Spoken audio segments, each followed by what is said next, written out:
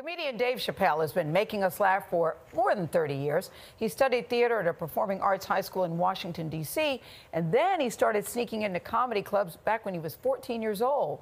His career exploded after the Chappelle Show on Comedy Central, but he suddenly abandoned the show at the height of his success. Now he is back with a three-part stand-up comedy special. Chappelle often shies away from interviews, but he agreed to sit down with us for a chat you will see only on CBS This Morning. You know, but there was all sorts of speculation. Is he crazy? Did he have a breakdown? Is he on drugs? And the more, if you really read the Dave Chappelle story, it almost seems like it was more peace of mind than it was about money. You know, it's funny. I was talking to a guy. He basically said to me that comedy is a reconciliation of paradox. And I think that was a irreconcilable moment for me, that I was in this very successful place, but the emotional content of it didn't feel anything like what I imagined success should feel like. It just didn't feel right. This is it. This is the first episode. Y'all ready? It's some sketch comedy. Y'all ready to see some sketches? Do you miss the Chappelle Show? Yeah. Do you? Yeah, but the Chappelle Show's like breaking up with a girl, and you still like her, but in your mind, like, that bitch is crazy. I'm not going back. I do like to move around when I'm in thought. Chappelle not only left the show walking away from a $50 million deal, he left the country, going to South Africa to escape. Did the fame scare you? Fame, yeah, but not so much that I get on a plane to Africa. Fame is not that kind of scary, but fame is a horrifying concept when it's aimed at you, you know. At the end of the day, you don't have that much control over it. You just try to conduct yourself the best you can. I started doing drugs when I was little, just like you, fella. For 2 seasons, his best was Comedy Central's Chappelle Show. Critically acclaimed and wildly popular. Is anyone up for a game of basketball? I wanted to talk about Prince, because that show was still one of the funniest ones. And then we tried to get Prince, and we were like, yeah, we got this sketch, and it's about you, and Prince was like, no. He was just like, no. But then he saw the sketch, and he loved it. Yeah. Game. Blouses. It was complete coincidence that the weekly sketch came out. He got inducted into the Rock and Roll Hall of Fame. But even when you walked away in 2005, you were still working. It's just that we didn't know all the things that you were doing. You really stayed low. I found an altitude I was comfortable with. You know, I found a way to do what I like to do and avoid some of the parts of it that I was uncomfortable with. What were you uncomfortable with? Well, I mean, if you look at me, right, physically, you know, now, I'm like 40 pounds heavier than I was when I did Chappelle Show. Welcome, everybody, to the Chappelle Show. And people are like, how did you gain all that weight? By resting and eating and paying attention to myself. I have actual relationships with my kids. I've been all over the country touring all my life, but I never saw anything. Now I've seen everything. I could talk to people. I had time to stop if someone said they liked me. It wasn't like I'd brush past them like, I don't want to hear it. I had time to stop like, you do? You know what I mean? It's like, it was just like the way that I engaged the world was different. I'm starting to get to a point where like I'd like my life to mean something. Like when he came to Allen University in Columbia, South Carolina. He wanted to talk to the students. It's okay to be afraid, because you can't be brave or courageous without fear. The idea of being courageous is that even though you're scared, you just do the right thing anyway. So in 2004, I walked away from $50 million. And in November, I made a deal for $60 million. So. Welcome back home, man. Thank you. Yes, sir. Yes, sir. He also went to the church named after his great-grandfather, a piece of his family's history he wanted to explore. Hi. I'm here to bail out my buddy. Oh, okay. Well, while you're here, you do fit a description. Chappelle's own history is rooted in stand-up comedy. He started performing when he was only 14. Do you remember when you got your first laugh? Yeah, first night I was on stage, I can remember who introduced me. I can remember what my introduction was. I can remember the whole thing. Let me hear. This guy named JT Newton, he said, You know, folks, everybody starts somewhere. And tonight, this young man is doing stand-up comedy for the first time. He goes, and who knows, we may be witnessing the birth of a star. Please welcome Dave Chappelle. That was it. I did pretty good. They're like, I was screaming. And he's like, that's all for you, kid. That's all for you. But they were treating it like, you know, like I was in the Make-A-Wish Foundation or something, and they just wanted to give me a little boost. But it was encouraging, man. And it felt so good. You know, you'll go through a million bad nights to get those good ones. 3 days ago, this was a place where animals lived and Tonight, it is a place where human beings will get drunk and throw up. His good nights now involve juke joints, part concert, part party, and all day. DJ, be nice. You never go to a party where everyone shows up at the same time. But the juke joint is the kind of party where everyone shows up at the same time. And we start and we finish the night together. And it's just like, it's a very eclectic crowd. What do you want us to feel in there? It's like, you know, love and camaraderie and kinship, you know. It's just a reminder, like in my town, it's so small, you throw an event like that in town, it's the big dance. That small town is about 20 miles outside of Dayton, Ohio, and far away from the pressure of big city life. Are you ever out here at night walking? Yeah, I'll walk at night, especially when I first get back from the road. It's nice out. Scary, too. Why? Raccoons, you can hear them like rustling in the woods. And, You scared of raccoons? yeah, very much so. That's an irrational fear that I just have. So if we want to get to you, Dave, get a raccoon? Yeah, I'm not scared of them like if I see them out close, they freak me out. They're a little too bold. They got those hands. The town is progressive and artsy. Hey, man, I'm sorry to hear about your dad. It's good to see you. Just one second. A place Chappelle says he's treated like a neighbor, not a big star. I'll stop by. Are you calmer here? Generally speaking, yeah. I have time to think about things, and I think for a comedian, if you don't have time to think, you're just not as effective. That if you know, it gets a little corporate. I quit! It's that corporate feel he left behind when he departed Comedy Central, where Key and Peele became the comedians to watch. I think there's a speculation that Dave doesn't like Key and Peele, or Dave thinks, okay. No, I'm a fan of this show. You know, when I did Chappelle's show, there were certain conventions of the show that the network resisted. And I fought the network very hard so that those conventions could come to fruition. We're looking for Clayton Bigsby. Well, look no further, fella. You found me. The first episode, I do that black white supremacist sketch, and it's like, well, it's 10 minutes long. It should be 5 minutes long.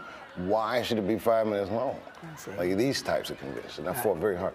So when I watch Key and Peele, and I see they're doing the format that I created, and at the end of the show it says created by Key and Peele, that hurts my feelings.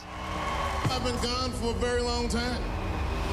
Surprise, it's me. Right now, he's focused on his new creation, 3 highly anticipated multi-million-dollar Netflix specials. You know, America has a racial hot seat. I think we can all agree that that's the truth.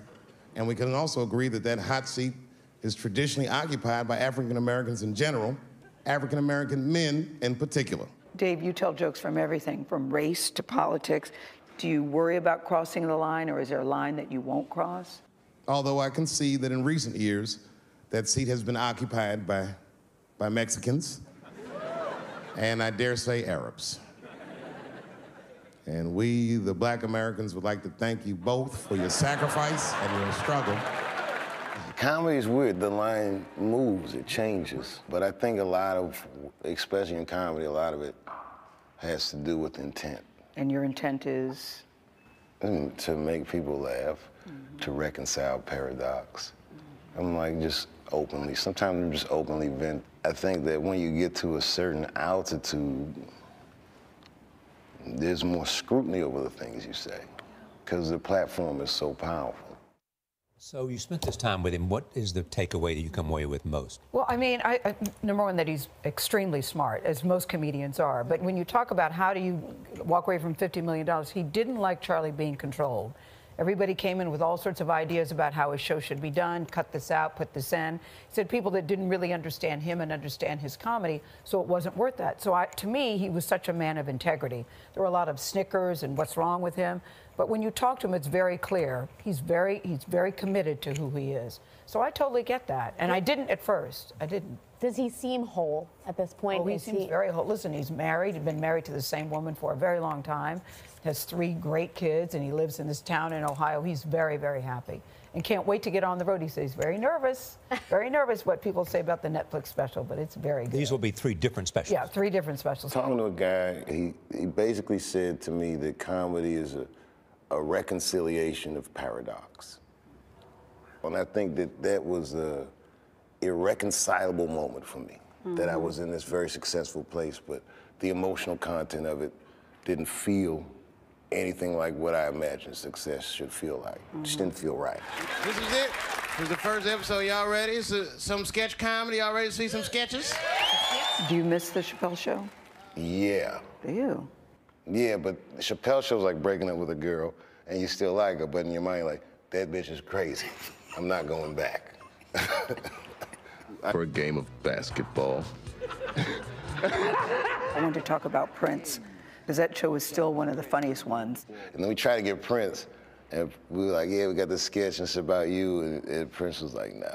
He's just like, no. But then he saw the sketch, and he loved it. Yeah. Game. Blouses. It was complete coincidence that the weekly sketch came out. He got inducted into the Rock and Roll Hall of Fame. But even when you walked away in 2005, you were still working.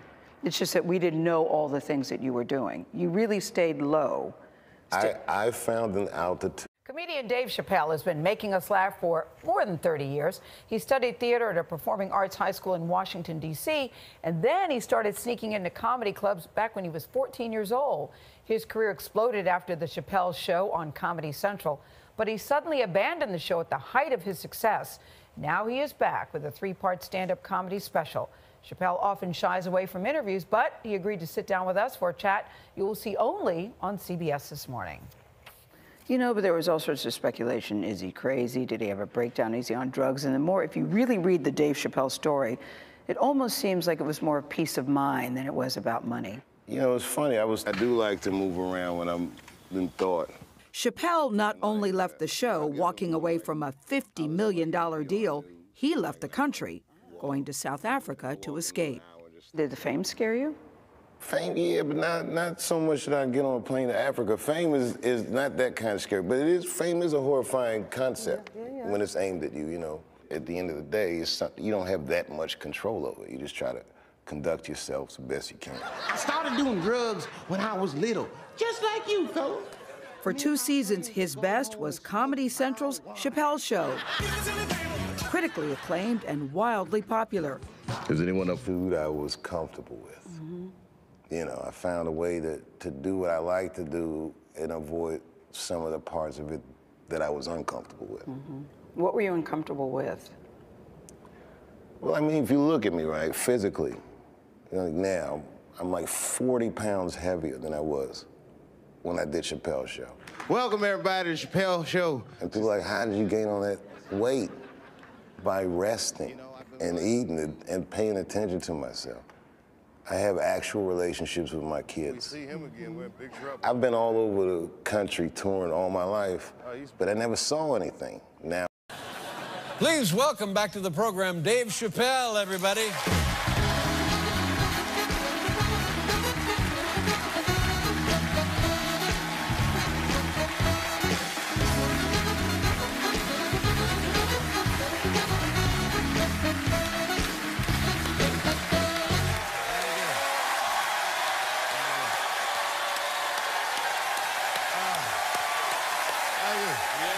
That's right.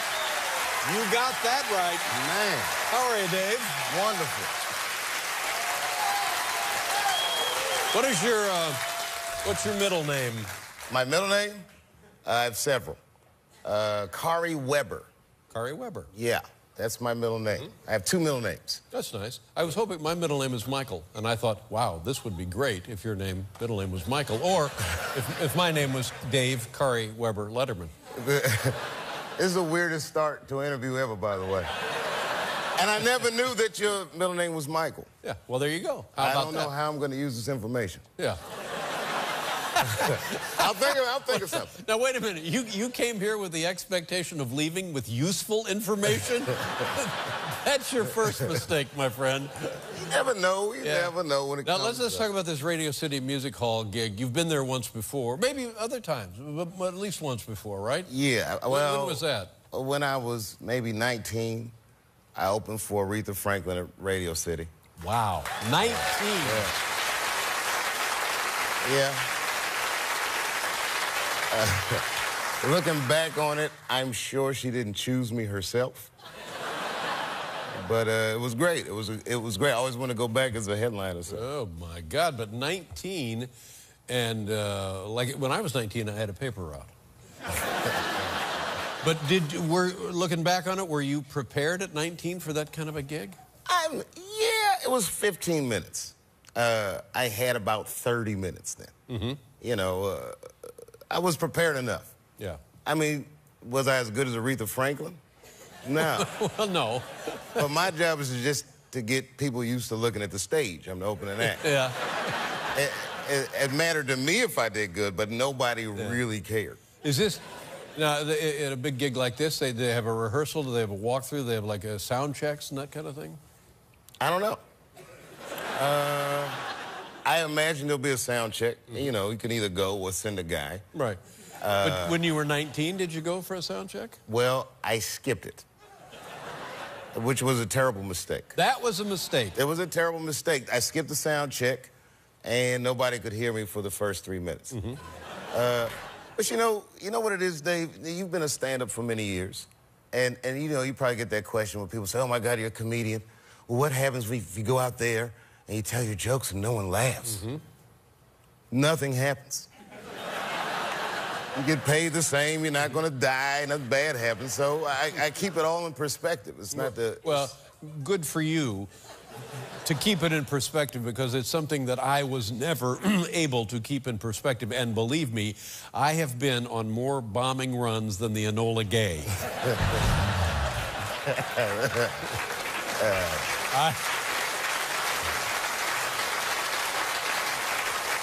But I'm of the belief that the best comedians bomb hard. When they bomb hard. You take chances. Sometimes you fall flat, sometimes you do great. I think that's... My favorite comedians did that. Now, in having this discussion not so very long ago with Jerry Seinfeld, he said that when he's in a situation where he senses that things are not going his way is when all he does is rely on the material. He doesn't worry about anything else. He just goes right on with his material, and sooner or later he will prevail. Do you have that experience? Not at all.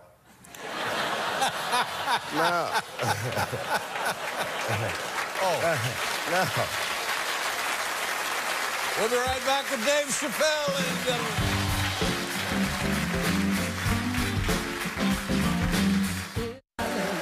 Chappelle, Radio City Music Hall. We haven't seen you in 10 years. And tell us what you've done. I believe this is correct. Since the last time I saw you, you now have 2 additional kids. Is that correct? Yeah, I'm a baby-making machine, Dave. Congratulations. That's how I like to chill. How old are the kids now? My youngest is 5. She has a brother that's 11 and a brother that's 13. 11 and 13. Tell me about 11 and 13. What is that? Is that good? Is it trouble? Can you smell trouble from here? What are we looking at? Yeah, you know, you see yourself in your kids. Yeah. So the boys, I know what they're up to. Like when my son's like, I'm going to my room. I'm like, yeah, I bet you are. I know what you're gonna do up there. But maybe it's not as bad as when I was. I don't know what he's doing up there, you know. But you have a hunch. I have a hunch. I got my suspicions. Mm-hmm. And the little girl, how's she doing? She's actually backstage. That's nice. She's couldn't find a setup. Yeah. It's 4 in the afternoon. It's a little hard, you know. I think that the part of me that's a comedian is reflected the most in her. Really? Yeah, whatever that thing is that makes a guy funny or want that kind of attention, she's got that more than her brothers. They all have it, but she's the next Jedi. Not knowing anything about this, that's a good thing for a little girl, right? A little girl, this is a nice thing, right? So far, yeah. You know how it is. It starts out cute, and then by the time you're a teenager, it gets a little, you know, it can be wild. I don't know what she's going to say. Yeah. She's her own person, though. It's interesting to see someone come out. Yeah, that's the way it works. 5 years into it, she's already doing her own thing. Now, you had your... You had the Dave Chappelle show at Comedy Central, and then you didn't have the Dave Chappelle show at Comedy Central. And in comedy, the reason most people have a show and then don't have a show is because they say, well, we don't want you to have a show anymore. But that wasn't the case here. The case here was you said, I guess you said, I don't want your show anymore, and you took a hike. It's worse than that. It's worse? Yeah. Well, now, are you tired of talking about it? It's 10 years, of course you're tired of talking about it. I don't talk about it. It's like, you know, I just, you know. Listen, here it is. Technically, I never quit. I'm 7 years late for work.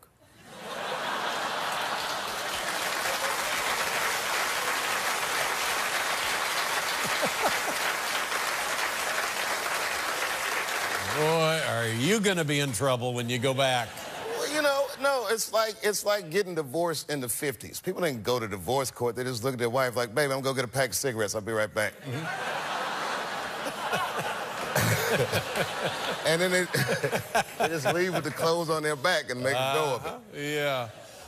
There wasn't even internet back then. You could move 11 miles away and have a whole new life. 11 miles. Yeah, that's all it would take. I've never seen her again. Just stop going to the same places. Is this yours or mine? It's yours. Wouldn't that be weird if I drank your water? Not at all.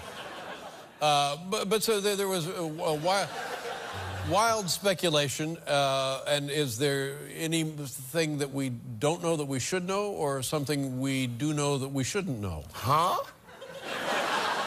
Let's just say I'm you, and 10 years ago, I don't one day go to work. And you just stopped coming I stopped coming to work, and that's what you did. Am I right about that? Yeah. Okay, and you went to South Africa. Am I right about that? Yeah. And you lived in South Africa for an extended period of time. Well, no. I was there for 2 weeks. I mean, you know what I mean? There's not too many good hiding places left in America. But there were, am I right about this? There was great mystery about this strategy on your part. Was there not? I don't know. Because when it was all over the media, I was gone. And then if you're the guy, nobody really says anything to you. Right. So I don't know if it was mysterious or not mysterious. It was like living in the corner of perception and reality. You know what I mean? And like, it's a weird place to be. When everyone thought Wesley Snipes was in jail, I saw him at a party. That's right.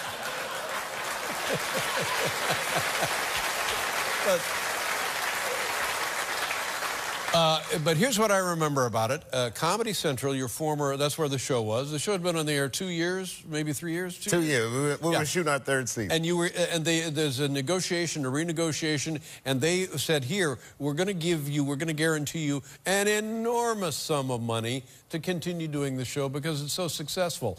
And then, apparently you agreed to it, and then where did he go? The show stopped and never came back. And like you said, 7 years later, you're just late for work. So a decision was made. You made a decision. Oh, yeah. I made a series of decisions.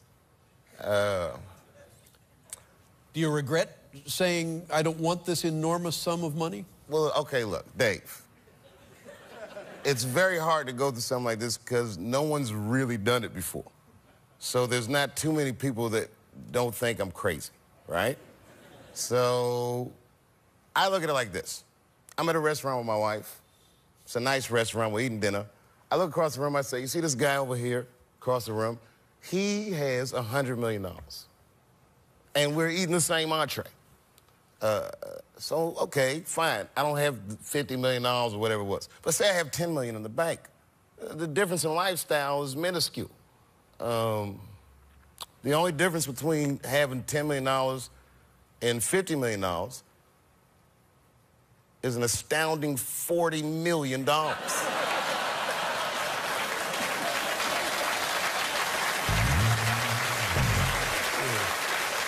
Of course, I would like to have that money. You're right. It's $40 million is the difference. Yeah, you know, because when you quit, like my friends will try and make me feel better, but no one's been through that, so they'll say not stupid stuff. It's nice, but they'll be like, well, you know what, Dave? At the end of the day, you still have your integrity. I was like, yeah, it's great. I'll go home and make the kids some integrity sandwiches. It makes no sense at all.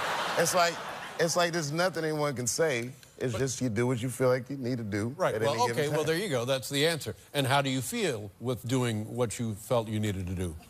The very complicated answer. Because I've felt a variety of ways in the last 10 years. You know, whenever there's something that I'd like to have, that I could have afforded, that I can't now afford, well, then I'm upset about it.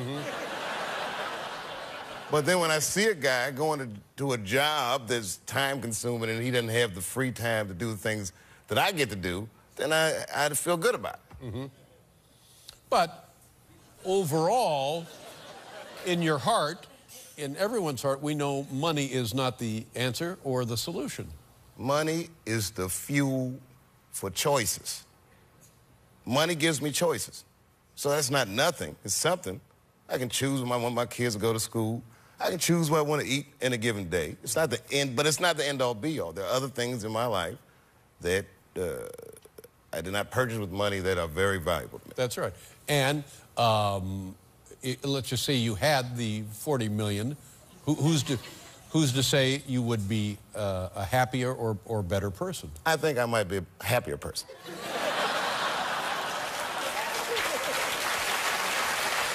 I don't know. There's no way of knowing. But you know, sometimes I listen to a Jay-Z record and it starts making me feel bad about some of the choices I make. Yeah. This guy's had more fun on 2 songs than I've had in the last 11 years. But who among us doesn't make choices we have regrets about? All of us do. All of us do, yeah. Now, tell me about the Radio City Hall gig. I was told that the demand was so great that more dates have been added in addition to the ones that I mentioned. Am I right about that? There's been one added for June 23rd now. That's actually going on sale at midnight. At midnight. And I held that show. It wasn't just about demand. There was an artist that I really wanted to work with.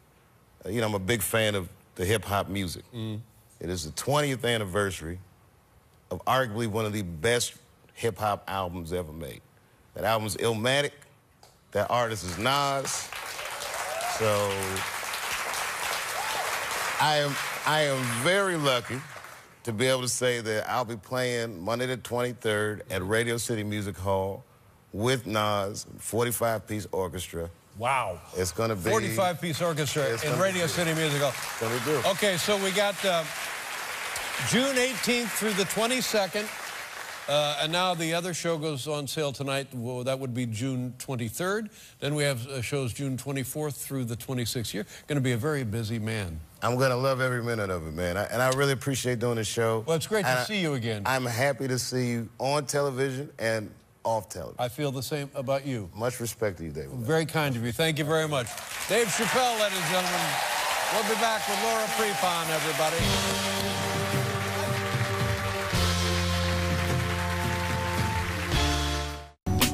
Now, let's think about this.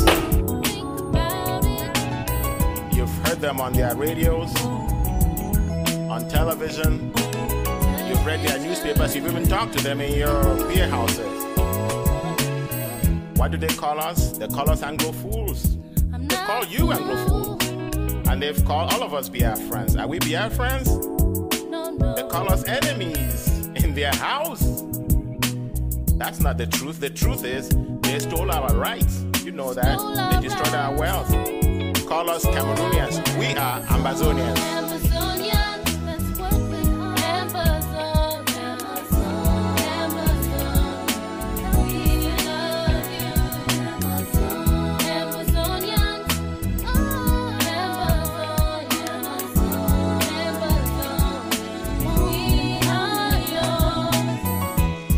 Ambazonia is not a dream, it's a reality. And let's talk to Ambazonia. Ambazonia, you were lost and abused. Now you are found. We have found you. We pledge our lives to set you free, forever free. We won't let you down. And this is our promise to you. Nobody can ever take this promise away, and we will not budge one step back. No, no, no, no, no. Come on now. Amazonian, that's what we are. Amazon. Help me sing Amazonians.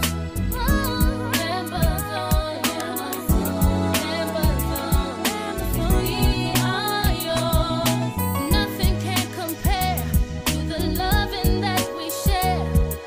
All your pain and sorrow will make you strong tomorrow. Got to get together and make this world better. So sing this song with me and set your mind and body free. But you know, this really comes down to you and me. You have to join our pledge and play your part. It's my part and your part to make it. Join our pledge. You and me will set it free. Because freedom is the word. Don't let them lie to you. There's nothing else but freedom. Freedom is our right, and in that right is our liberty.